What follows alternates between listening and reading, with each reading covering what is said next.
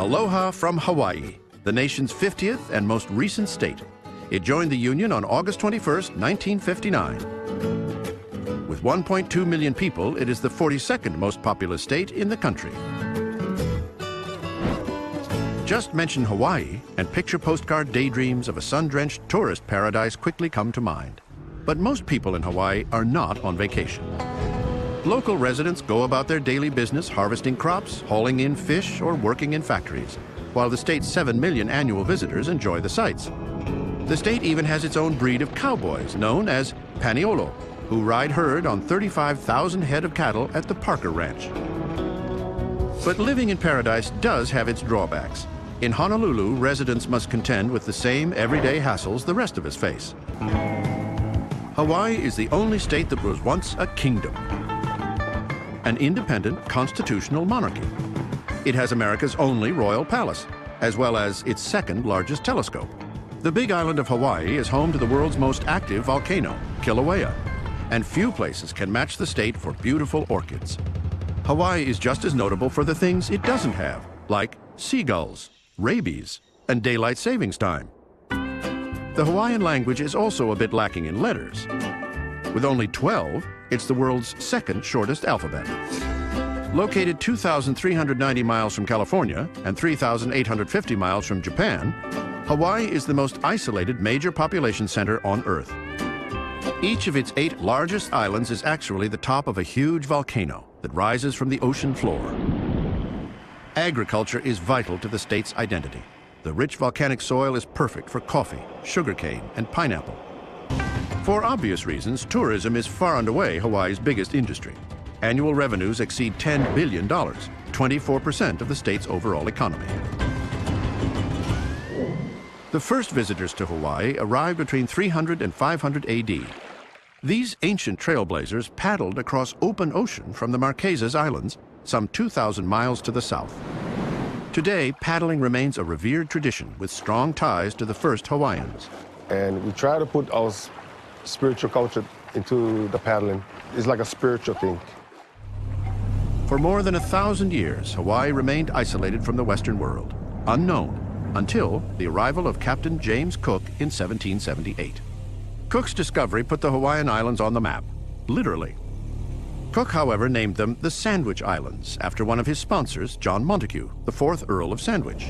Well, Hawaii found itself really directly in the path of that advancing European culture.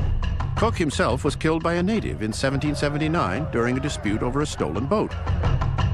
Prior to Cook's ill-fated visit, Hawaii was ruled by feudal chieftains. In the decades that followed, the islands were unified into a single kingdom by the great warrior king Kamehameha I. Became a constitutional monarchy during the period of the 1800s as well, in which there were elected representatives, a system which was not unlike that of, say, England and or the United States. By mid-century, however, Hawaii's sovereignty was threatened by American interests that favored annexation.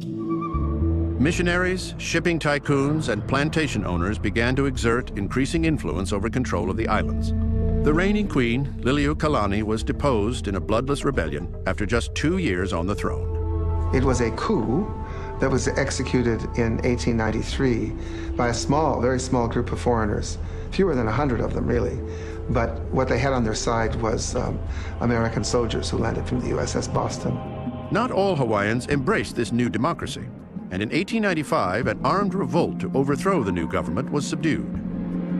And after a period of what was called the Provisional Government, followed by the Republic of Hawaii, the Hawaiian Islands were annexed by the USA in 1898. After annexation, Hawaii's strategic position in the South Pacific made it ideal for an American military base. It also made it an ideal target. When Japan attacked the U.S. Pacific Fleet base at Pearl Harbor on December 7, 1941, America was catapulted into World War II.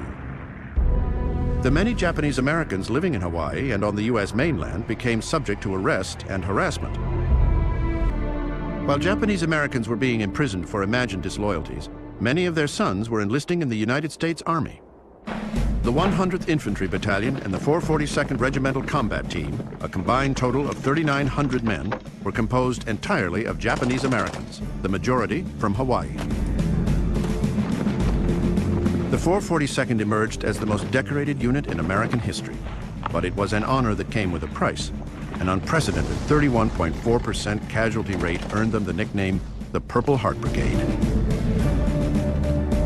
Together, the 442nd and 100th earned over 18,000 medals, citations, and awards. That astonishing war record finally gained them the respect they had long been denied. We were considered like a bunch of heroes. The word Jap never did appear. Nobody mentioned that word.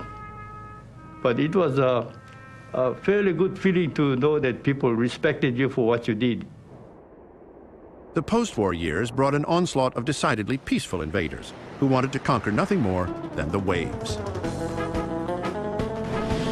100 years ago, Western influences on Hawaii's culture led to the abandonment of many native traditions, including surfing. One man is credited with bringing this ancient sport back to life, Duke Kahanamoku. As a teenager, Duke began surfing the beaches of Oahu.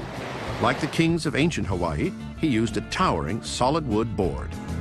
This is what the Duke would have been riding Waikiki.